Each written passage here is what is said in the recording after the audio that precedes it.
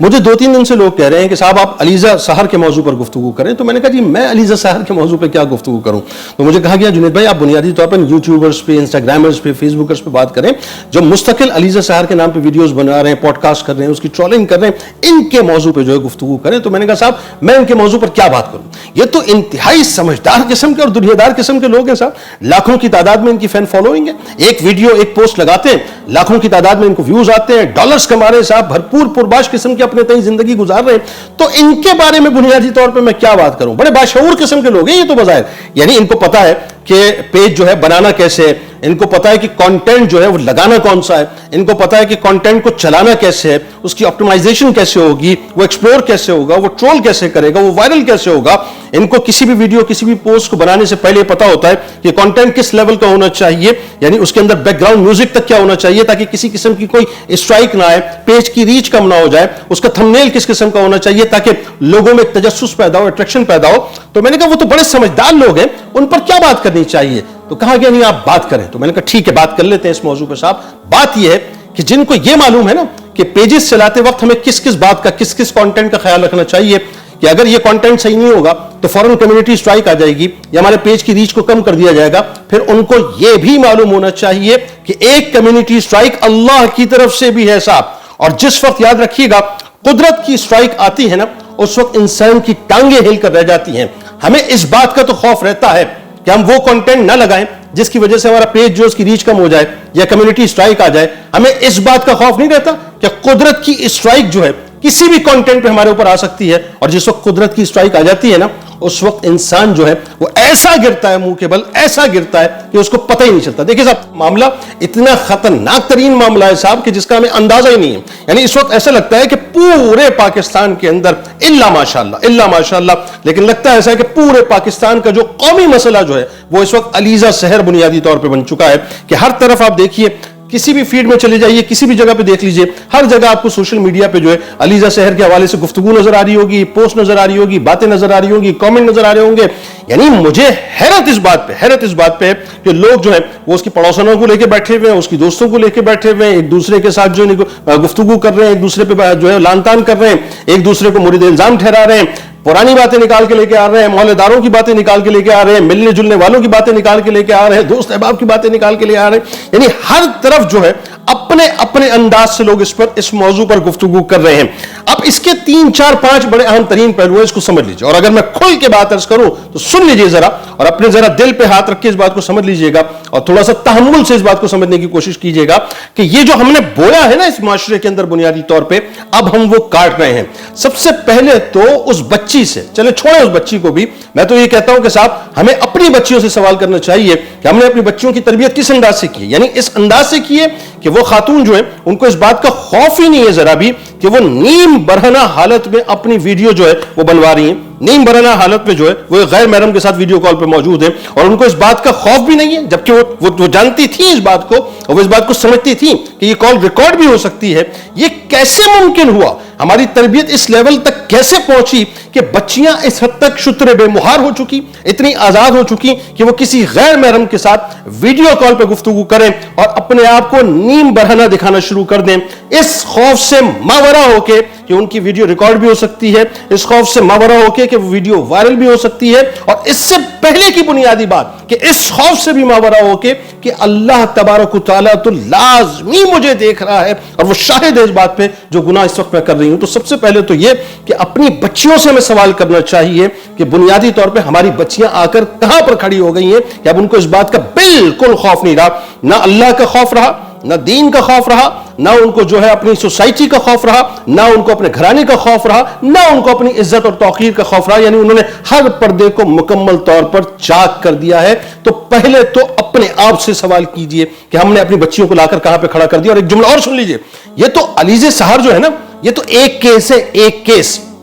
ایسے کئی ہزاروں کیسز جو ہے نا خاکم بدیں ہمارے معاشرے کے اندر پڑے ہوئے اس وقت. ہر تیسرے چوتھے گھر کی کہانی جو ہے وہ یہی ہے. اور صرف لڑکیاں نہیں, لڑکے بھی اس معاملے کے اندر اسی انداز سے انوالو ہیں کہ اپنی نیکڈ ویڈیوز جو بناتے ہیں, نیکڈ انٹریکشنز کرتے ہیں اور اسی انداز سے لائیو چیٹ کرتے ہیں. بس بات وہی ہے کہ ایک کیس بنتا ہے, پھر اس کیس کے اوپر لوگ جو ہے وہ اپنی دکانوں کو جو ہے چمکانا شروع کر دیتے ہیں. ایک بات تو یہ. دوسری بات یہ, وہ لڑکا کون تھا صاحب کہ جس نے اتنی بد اخلاقی کی کہ اگر ایک عورت نے گناہ کر دیا ایک لڑکی نے گناہ کر دیا, اس سے گناہ ہو گیا, کسی بھی وجہ سے ہو گیا, اس سے ہو گیا, لیکن اس نے اس گناہ کو مزید بڑھاوا دیا, یعنی اس کی ویڈیو کو اب اگر مبینہ طور پہ اس نے اس ویڈیو کو وائرل کیا یا خاتون نے خود اپنی پاپولیرٹی کے لیے, اپنی شہرت کے لیے وائرل کیا, یہ اللہ بہتر جانتا ہے, میں اس پہ کامنٹ بالکل نہیں کرنا چاہتا, نہ یہ میرا موضوع ہے. لیکن بات یہ ہے کہ اگر اس لڑکے نے بھی کیا مثال کے طور پہ, for the sake of argument, مبینہ طور پہ اگر اس نے بھی کیا مثال کے طور پہ, تو کیا اس کو اللہ کا یہ خوف نہیں تھا کہ میں جو کام کرنے جا رہا ہوں, ایک لڑکی نے غلط کام کر دیا, اب میں اس کی عزت کو دنیا کے سامنے تار تار کرنے جا رہا ہوں, یعنی میں اس گناہ کا حصہ بنیادی طور پہ بننے جا رہا ہوں کہ اب یہ جب تک ویڈیو دیکھی جاتی رہے گی یا یہ جب تک پوسٹ دیکھی جاتی رہے گی, جب تک یہ چلتی رہے گی, اور ظاہر ہمیشہ زندہ رہے گی, یوٹیوب زندہ رہے گا, فیس بک زندہ رہے گا, انسٹاگرام, دیگر سوشل میڈیا زندہ رہے گا, تو یہ ہمیشہ میرے لیے گناہ جاریہ رہے گا. ایون یہ اگر یہ سب چیزیں بند بھی ہو جائیں تو یہاں جو تشریف فرمائے نا, انہوں نے تو ریکارڈ کر لیا ہے, کل بروز محشر جو ہے وہ لازمی یہ ایویڈنس میرے خلاف پیش ہوگا, تو وہ بندہ بھی جو ہے خوف سے مکمل طور پہ ماورا تھا. تیسری بات آئی ہے صاحب, اب آتے ہیں ان تمام لوگوں کی طرف جو سو کالڈ اس زمانے کے یوٹیوبرز ہیں, فیس بکرز ہیں, انسٹاگرامرز ہیں, ٹک ٹاکرز ہیں, جن کی لاکھوں کروڑوں کے اندر جو ہے فالوئنگز ہیں. کیا فالوئنگز ہیں صاحب؟ بات یہ ہے کہ برہنہ رقص دکھاتے ہیں, برہنہ بدن دکھاتے ہیں, اور اس پہ جو ہے لوگ جو ہے وہ داد دیتے ہیں, واہ واہ کرتے ہیں. ان پہ بھی بات کرتا ہوں جو لوگ دیکھتے ہیں اور بات کرتے ہیں. تو جو لوگ ویڈیوز بنا رہے ہیں, میں کوئی مفتی یا عالم دین نہیں ہوں, لیکن ہاں میں اس بات کو سمجھتا ہوں کہ ایمان کا پہلا پیڈسٹل یہ ہے لا تجسسو, یعنی تجسس نہ کرو. دوسرا یہ کہ کسی کے عیبوں کو تلاش نہ کرو صاحب, اس کا پردہ چاک نہ کرو. ہماری صورتحال کیا ہو گئی ہے, آج ہم لوگوں کے ننگے بدن کے اوپر جو ویڈیوز بنا رہے ہیں, ننگے بدن کو بلر کر کے دکھاتے ہیں اپنی تھمبنیل کے اندر, اپنی ویڈیوز کے اندر بار بار دکھاتے ہیں, جیسا کہ اس خاتون کو دکھا, میں ان کا نام بھی بار بار نہیں لینا چاہتا, بار بار دکھاتے ہیں. کس لیے؟ اس لیے کہ لوگ اٹریکٹ ہوں, لوگ اس تھمبنیل کو دیکھیں اٹریکٹ ہوں, اور اس کے بعد لوگ جو ہے اپنی نفسانی خواہش کو, یعنی جو تلذذ ہے اس کو مزید محسوس کریں اور نفسانی خواہش کا جو ہے پورا کریں. تو اب اس چکر کے اندر ویڈیوز بناتے ہیں, لوگ اس کو دیکھتے ہیں, لاکھوں کے اندر جو ہے اس کی مطلب فالوئنگ ہوتی ہے, لوگ جو ہے مطلب ویوز دیتے ہیں, پھر ہمیں اس کے بدلے میں ڈالرز ملتے ہیں. اب ذرا سوچئے صاحب کہ آپ وہ کام کر رہے ہیں کہ یہ ویڈیو زندہ رہے گی, یہ ویڈیو لوگ دیکھتے رہیں گے, اور جب تک دیکھتے رہیں گے یہ گناہ جاریہ خدا نخواستہ خاکم بدین آپ کے حصے میں رہے گا. اور جتنے ڈالرز اس کے بدلے میں آپ کمائیں گے نا, جتنی ڈالرز کی مطلب آپ یہ سمجھ لیجئے کہ اپنا تھپیاں آپ کے پاس آئیں گی بینک میں. میں اگین مفتی نہیں ہوں, لیکن جائیے کسی سے فتویٰ لے لیجئے, یہ آپ کو اس فتوے میں جواب مل جائے گا کہ یہ حلال ہے کہ حرام ہے. آپ کو خود پتہ لگ جائے گا کہ آپ بنیادی طور پہ کیا بول رہے ہیں. اب اس کے نتائج ظاہر ہے, پھر خدا نخواستہ آپ اپنی اولادوں میں بھی دیکھیں گے اس بال کی صورت میں, اپنے گھر بار کی صورت میں بھی دیکھیں گے, بیماریوں کی صورت میں بھی دیکھیں گے, پتہ نہیں کہاں کہاں دیکھیں گے. اور ایک جملہ اور ادا کر دیتا ہوں, آج آپ کسی کی ماں بہن بیٹی, وہ تو غلطی کر گئی نا جو کر گئی, بات یہ ہے کہ اسے تو توبہ اللہ کرنا چاہیے, اسے تو اللہ کی حضور معافی مانگنی چاہیے وہ جو گناہ کر گئی. لیکن جو آپ بنیادی طور پہ بول رہے ہیں نا, ذہن میں رکھیے گا کہ ٹٹ فار ٹیٹ ہے. آج آپ نے جو بویا ہے خدا نخواستہ کل اگر آپ کی ماں بہن بیٹی کی صورت میں آپ کے سامنے آ گیا یا بیوی کی صورت میں آ گیا, آپ اس وقت برداشت نہیں کر پائیں گے. لوگ پھر آپ کا تماشا بنا رہے ہوں گے, آپ کے اوپر کلیپ کر رہے ہوں گے, اور آپ اس وقت اپنا منہ چھپاتے پھر رہے ہوں گے. یہ ہو گئی تیسری بات. اور چوتھی بات پہ آ جائیے صاحب. اب وہ لوگ جو کہ مجھ جیسے اور آپ جیسے لوگ ہیں, ہم کیا کرتے ہیں, ذہنی لذت کے لیے, اپنے نفس کی تسکین کے لیے, تلذذ کے لیے جو ہے ہم ان ویڈیوز کو کھولتے ہیں, دیکھتے ہیں, مزے لیتے ہیں,